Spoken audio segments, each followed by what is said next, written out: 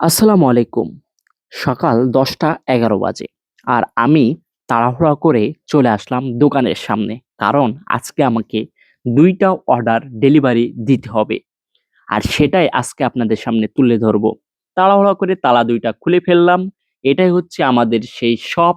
এই শপ থেকে আমরা মার্কেটে প্রোডাক্টগুলো সাপ্লাই করি। আর আজকে যে প্রোডাক্টগুলো মার্কেটে নিয়ে যাবো, এই প্রোডাক্টগুলো প্যাকেট করা ছিল না। এজন্য আমি ১ম এ প্রোডাক্টগুলো প্যাকেট করে নিবো। আমি ১ম এ প্যাকেট করতেছি পাতা ইয়ারফোনগুলো। এগুলো আমার ৩০ পিসের মতো মার্কেটে অর্ডার আছে। এজন্য আমি ১ম এ ৩০ পিস প্রোডাক্ট প্যাকেট করে ফেললাম। তারপরে কেবল প্যাকেট করব। কেবল প্যাকেট করা শেষেই আমরা মার্কেটের উদ্দেশ্য বেরোবো ইনশাআল্লাহ।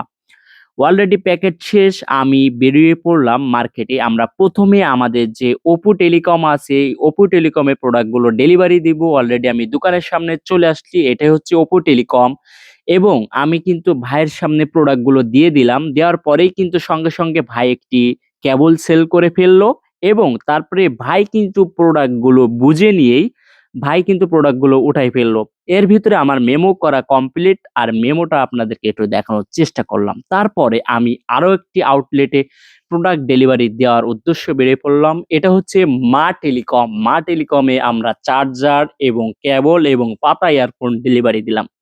ভিডিওটি কেমন লাগলো অবশ্যই কমেন্ট বক্সে জানাবেন।